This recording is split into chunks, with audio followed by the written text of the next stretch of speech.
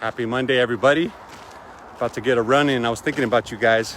Wanted to share something valuable for me. I just got done reading Think and Grow Rich again. It's a book I try to read once a year. And this year specifically, the book hit a lot harder than in previous. And maybe it's just because of how much I've grown or maybe where I'm at in my life. And I wanted to share something. If you read the title of this Facebook post, all breakdowns will always lead to breakthroughs. And there's a specific point in Think and Grow Rich. If you guys have never read that book, I highly recommend it. It's not just about money. There's so much aspects of that. Being rich in all areas of your life, especially most importantly, predominantly in your thinking. And I quote from the book, every adversity within it has the seed of an equivalent advantage if you look for it. Let me repeat that. Every adversity within it has the seed of an equivalent advantage if, and only if, you're looking for it. Meaning, are you someone that is wired to find the positive and the negative? No doubt, man, 2020 has been a year for the record books. It has been a turbulent year, a year of massive pivots. I know for me it has been in my marriage, in my business, in my relationship with certain people. I've had to let go of certain relationships. I've acquired new relationships within myself. I know y'all can relate to that. And as I meditate on that, and I said, man, all these breakdowns that I've gone through, in the moment it's tough. In the moment I'm like, shit, man, this is hard. But I realized it was all happening for me, not to me. And so many times I've talked to certain people, I see it online. So many people are victimized by what's going on. And that's something that I want to encourage you to really shift. Because if that's something that you struggle with, we call it victimization, the blame game, right? It's always someone else's fault or something else's fault why your life is not working the way you want it to be. And if you play that game, it's not going to work for you. Now, even if it is someone else's fault, why you are where you are, what tends to happen in that form of thinking is for your life to change, then someone else has to change in order for your life to get better. And you could wait forever for that. If you're waiting for someone to say they're sorry, if you're waiting for somebody to do something for you in order for your life to move in the direction you want it to, that's a victim's playbook. It just doesn't work. For things to change, you must change. And if you keep doing what you're doing, you're gonna keep getting what you're getting. And so you gotta get rid of yourself of victimization.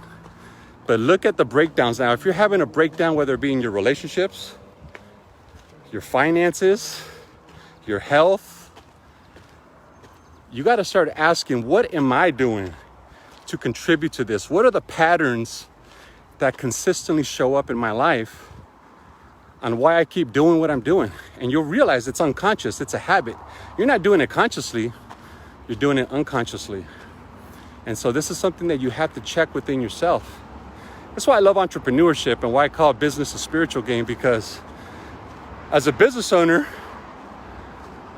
I don't count on anybody for a paycheck. You know, we don't have any W-2 job. If we don't make money to provide for our family, my wife and I, and our business, then we don't have anyone else to blame. It's our fault. And I love those odds because it always causes me to look at something within, like, damn, what am I doing to continually cause this pattern? And from there, I can make the corrective behavior, and boom, it's a shift. And man, is it super empowering. So it's something I want to share with you. Look at the breakdowns in your life, and instead of being victimized by them, can you look for the breakthrough in it? And sometimes that's what life does. If you believe in a higher power, universe, God, whatever your process is, your beliefs are, understand that sometimes God puts things in our way. They're supposed to break down. And here's why. Because that's where the breakthrough happens. I have learned so much more from my failures my struggles, when I fall on my face, than I have learned from any success that I've ever had. And don't get me wrong, I embrace the success. I love the success. But man, where true change happens is always at a moment of temporary defeat. That's where the real juicy lessons of life are learned. And the people that fail to acknowledge that, you'll see that the thinking is too caught up in the negative, in the victimization of it. They can't see the positive. So the purpose of me sharing this video with you guys is I want to ask you that. What breakdown did you experience this year that led to a breakthrough? And if you haven't had a breakthrough, what are you focused on that's not allowing you to see that breakthrough? What patterns are consistently showing up in your life that are like, here I go again, eating poorly. Here I go again, spending money I don't have. Here I go again, feeling sorry for myself. It's a pattern. And that the lessons will continue until the lessons are learned, ladies and gentlemen.